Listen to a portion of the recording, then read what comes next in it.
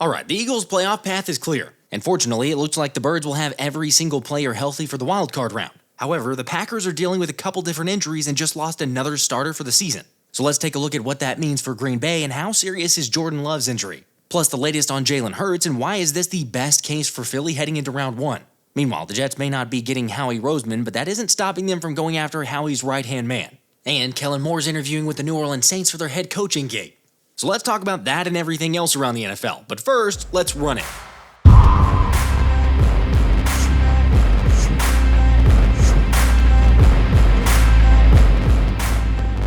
What's up, guys? Let's go. The playoffs are officially here, and the Eagles' first-round opponent in the Green Bay Packers is officially set. Granted, it took a lot of back and forth while we were scoreboard watching after the game because it looked like the Commanders would be the opponent, after the Packers hit a 55-yard field goal to take the lead with 54 seconds left.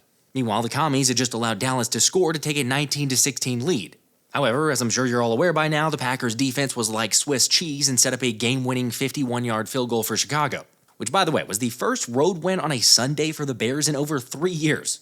It's been 84 years. Well, I'm sure it's felt that long. Although just for good measure, Marcus Mariota led the game-winning drive to hit Terry McLaurin and knock off the Dallas Cowboys, ensuring Philly will play Green Bay this coming weekend at the Linc. Now, while that's incredibly important and we will definitely get into breaking it down, the biggest long-term ramifications might be the fact that the Dallas Cowboys seem content on keeping their losing ways, with multiple reports suggesting Mike McCarthy will not be let go and Jerry Jones could look to extend the head coach. Jerry, you're doing a great job this year, man. Keep it going. Keep it going, Jerry. Great job. 4 more years. Keep doing what you're doing, Jerry. We love you in Philly. We love you. Hey, I know you do. We love you, especially. I'll try to live up to my standard this year for you guys. Very much. Thank you. Keep doing what you're doing. I applaud, okay? I mean, for me, I know that Eagles fans would agree and keep them so that we can continue to keep beating them. The best part might be that it doesn't end there with the NFC East, though. After all, you've got Giants owner John Mara doubling down on head coach Brian Daboll and Joe Schoen, confirming that they'll officially be staying in their roles. You know, because nothing says success and promise like an 18-32 record for a head coach and a GM who paid Daniel Jones yet let Saquon Barkley go to a division rival. And then whenever he was asked about if the roster's better after another year of Shane's moves, Mara wasn't too confident. I'm not sure I am all that confident that it's that much better.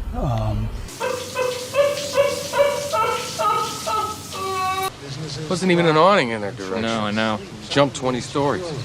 Doesn't make sense, does it? Sorry, it's just like he's trapped and the moves continue to be mind-boggling. I mean, regardless of who's out there, you can tell the Eagles players view it as inexcusable to lose to New York. I mean, shoot, we ain't come here to lose. We ain't come here to lose against the Giants. Like, nah.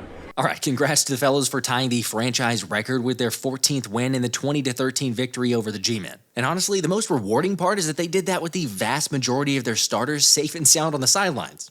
Yet still, the combination of Tanner McKee to Jahan Dotson and Dallas Goedert and several other guys was way too much for the Giants starters.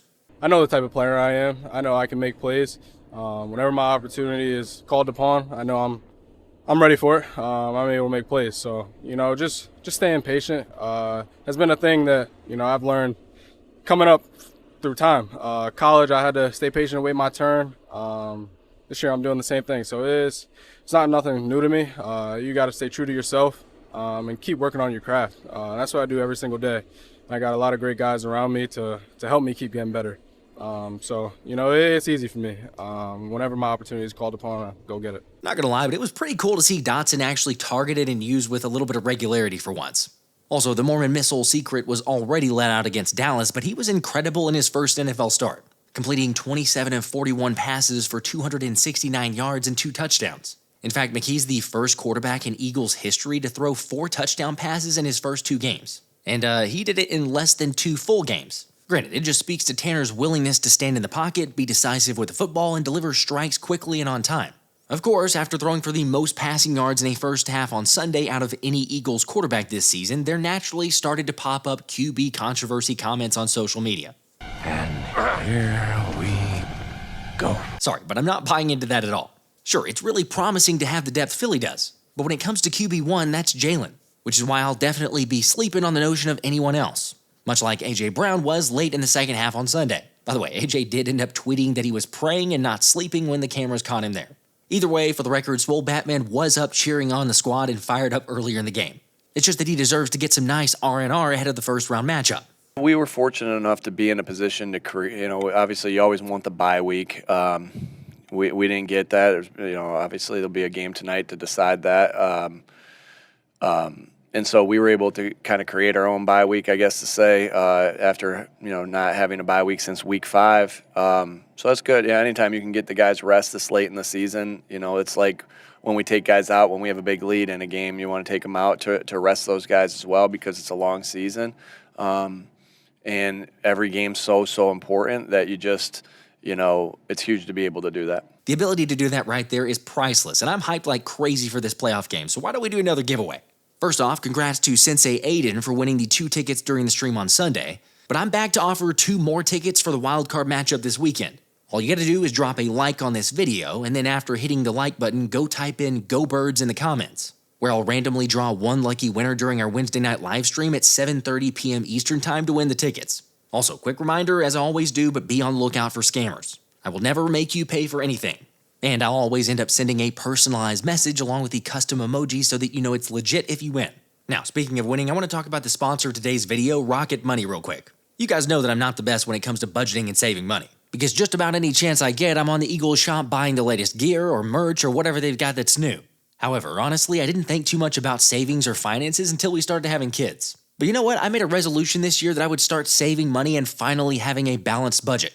And there's no better place to start with that than Rocket Money. Because Rocket Money is a personal finance app that helps you cancel your subscriptions, lower bills, and really just manage your money better. Now, my personal favorite is the canceling subscriptions part. I don't know if you're like me, but I'll go on and see a show I like and be like, sure, free trial, why not? And then sadly, I forget about it or just even lose track. But thankfully, Rocket Money safely and securely identifies recurring charges and cancels unwanted subscriptions for you. You can even cancel within the app within just a couple taps. No need to worry about customer service calls or that incredibly hard to find cancellation link. Rocket Money has helped save members up to $740 a year with over 500 million in canceled subscriptions. Seriously, they're literally saving you time and money. So take control of your finances today by going to rocketmoney.com/Philly special or just click the link in the description to get started for free. Okay, Sirianni made mention of how big it is to rest the players, and yeah, it's huge to get the built-in bye week. Still, I know it was difficult to watch for a lot of people seeing how close Saquon was to the record and what it meant to his legacy. However, when you look across the league and see injuries happen to Baltimore's Zay Flowers as well as Green Bay's Christian Watson, who ended up suffering a significant knee injury and is out for the season, it's a blessing to know our guys are going to be healthy. Plus, even Jordan Love banged up his elbow in the contest versus the Bears. Pretty much lost all feeling in my hand and pretty much just went numb. Like you were taking some practice throws in the sideline there late in the fourth quarter. Just how did you feel? Yeah, same thing after the halftime. I came back, was trying to get some throws, and same thing, kind of the outside my hand, pinky, really couldn't feel it, was pretty numb. And, we just made a decision to hold me back. And then, in the fourth, later on, Malik, had hit his hand and something happened there. So I wasn't sure if he was going to be able to finish it out there. So we were trying to get warmed up again and throw. How does it feel right now? Is it still numb? About the same. We know we got a tough road in front of us, but I think got one that guys are going to attack for sure. By the way, for those wondering, the official designation to Jordan Love's injury was a bruise to his funny bone. So nothing major, and he should still be okay. Granted, the Packers will already be without cornerback Jaire Alexander, so once again, just the fact that Philly should be coming in 100% is a huge benefit. Now, along those lines, I know the immediate question is, how's Jalen Hurts doing? Is he going to clear the concussion protocol soon? And the good news is that Hurts was present at the team's walkthrough before the Giants game, and the belief is that he'll be fully clear in the next couple days, meaning he should be able to get in at least a couple practices before the Birds take on Green Bay on Sunday. I ran into him in the hallway, not allowed to talk to him because he's in the protocol, but, he didn't have dark glasses on or anything. He was walking with Kenny Pickett and getting a smoothie at the smoothie bar. Can you imagine if we had smoothie bars and we were going to pay for them, too? The thing is, to clear protocol, you have to practice. That's the last phase. You have to practice and then report no symptoms the next morning. Mm-hmm. He's not going to practice for the Giants game, right? No. Why would he practice when he's not playing? Exactly. So he's inside. He'll practice Wednesday, and then Thursday morning he'll be fine. Everybody in the organization, nobody's concerned about it. To me, it's a 100% shot. He'll be healthy, he'll be out there for the Packers, and he'll be playing. Also, FYI, just for those wondering, but the official timing of the matchup is 4:30 p.m. Eastern Time, with the Bucs and Commanders playing afterward, and then the Vikings and Rams playing on Monday night. which I should point out because I've gotten a couple questions, but Thomas and I will be streaming every Eagles playoff game as well as the other NFC games. So assuming that the Eagles win, obviously there's the ramifications for the divisional matchup, the conference championship, so on and so forth. We will be streaming those other games as well. Anyway, I've seen a lot of uncertainty and concern around the fact that Philly only opened as a 3.5-point favorite. Although that number quickly bumped up to 4.5, and I'd imagine you'd get another point on top of that once Jalen Hurts is officially cleared. I mean, they won and covered in the first matchup, but still, regardless, I think everyone understands both sides are different than in week 1, and the mindset has completely changed. You played tough, you played physical, you played nasty, you played grimy, all those different things that helped us get our 14th win of the season, which is a franchise record. Nobody wants to win a championship more than this guy, but today he won his 300th game as the owner of the Eagles. Jeffrey, break this team down.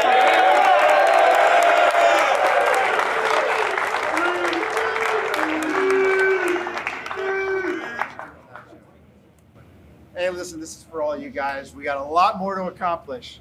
14 wins, be proud of it, but you know where our goals are. It's do or die time, win or lose, win or go home, and, time to dive in and see if I feel like a lot of stuff has changed. I feel like it's been a year since we played them last in Brazil, my God. But yeah, reset and get ready for this postseason. We know what they're about. We see them already. They're a good team when we played them the first time. We had to make sure that we're on our P's and Q's because the game was close too.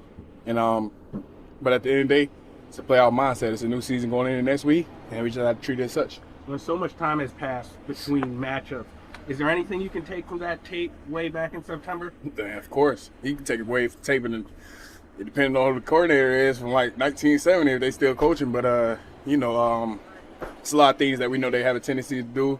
It's a lot of things that we know they are particularly fond of, which receiver they want to go to. And that comes with the experience that we played in the first time. So we're grateful for that. But at the end of the day, we know that they're going to have some tendency breakers and they're going to try to do some things to throw us off. And we just have to make sure that we play smart. And then also look at the film that they had after the game because, that was the first game. Everybody's different. It's a different team that we're seeing. And so we just want to make sure that we get that squared away. But we're definitely confident that we're going in there, we're going to play a physical game. And at the end of the day, scheme's going to take care of the scheme, physicality going to take care of physicality, and we're just going to see where the chips lie. We've changed, and I know they have too. How do you think you guys have changed, Miles? Maybe not the scheme-wise, but I think personally we just feel more confident in our communication. I will say, on one hand, I understand a little bit of some fear and anxiety creeping into the matchup. After all, as Ray Didinger pointed out, Green Bay is in just about the exact same position they were last year, going into a wild card contest on the road to play the NFC East champs as pretty big underdogs. Oh, that's different. Yeah. Yeah, that's a big difference because we've seen what Dallas does in the playoffs. Plus, the Packers are 2-5 against playoff teams this season. Meanwhile, the Eagles went 5-2 against playoff teams this season, and one of those losses was without their starting quarterback. I don't know, maybe I'm too biased and I'm trying to make excuses for the Eagles. It's not like the Green Bay Packers are bad. I mean, heck, they're the top 10 in offense and defense. However, the Eagles are a top 5 offense and the number 1 defense in the league. And even though Jordan Love can make some impressive throws at times, he's had a bit of a step back this season, ranking 28th in the NFL in terms of the most poor throws, and 25th when it comes to throws on target. Plus, even though Jayden Reed torched the Phillies secondary in Brazil, that was before Cooper DeJean took over in the slot. So the inconsistency of that Packers receiver, Coop's physicality, and Vic Fangio's ability to scheme up a game plan for an opponent should prove huge dividends.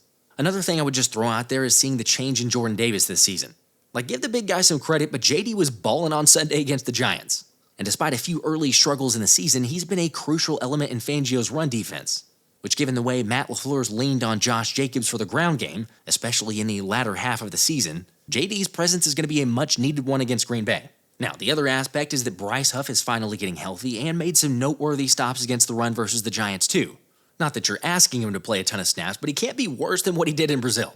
Look, ultimately, the Eagles are the better team in the better situation. Sure, they still got to go out and prove it.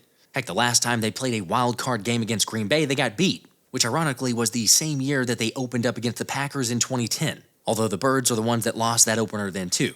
So again, this year is different. The Birds have the best running back in the league, behind the best offensive line, and the best defense in the league. So while I think it'll be tough, I do expect the Eagles to end up getting the win. Anyway, the other topic to briefly mention is that despite the Jets being rumored to be willing to offer literally everything to Howie Roseman for the GM role in New York, it's actually assistant GM Alec Halaby who will be getting an interview there. After all, if you can't get the actual guy, then why not go after his right-hand man? Okay, look, in case you don't recall, Halaby got interviews last season with the Panthers and Commanders, but ended up getting passed on. However, among the current NFL employees asked about who the hottest name is in this year's GM hiring cycle, it was Halaby's name who came up twice as much as the next closest candidate. So I'd expect him to potentially get poached so that he can get an opportunity to spread his wings a bit. Although the funny part is that it wouldn't be too surprising then to see Joe Douglas return to Philly if Halaby were to get hired. I mean, the dude's been present at Eagles games recently and has been spending a lot of time with Howie. But look, honestly, either way, I think we're going to be fine because Howie's not going anywhere. It's just another little wrinkle to keep an eye on. Of course, that's not the only Eagles personnel getting interview requests. As unsurprisingly, Kellen Moore has received an interview request from the New Orleans Saints for their head coaching vacancy per Ian Rappaport. Now remember, this is exactly what we talked about all offseason was going to happen. You're going to have a good offensive output, a guy who's not in charge named Sirianni, and of course teams are going to be interested. I will say it is a little bit hilarious that the team that Kellen probably had the worst offensive output for the entire season wants to interview him. Granted, Eagles still won, and I'd imagine this won't be the last interview Kellen Moore gets. The bigger concern for me is just don't let this thing distract from the main goal. Seriously, we all remember what happened the last time a coordinator was interviewing for a head coaching job in the same city the Super Bowl was being hosted. No, Philly's keeping me. We're good, bad, or indifferent. I'm staying here. Look, I don't want to make this thing bigger than it is. I do think that Kellen Moore is a different breed than JG. I'm not going to say his name. But still, how are you guys feeling? How concerned are you about this? Do you think it's ultimately a distraction for the Eagles? All right, lots more to come this week. Playoffs are here, baby. Drop a like. Make sure to sub. Turn those notifications on. And y'all let me know your thoughts, takeaways from the Giants game, how you feeling about Green Bay, everything else. Until next time, this has been the Philly Special.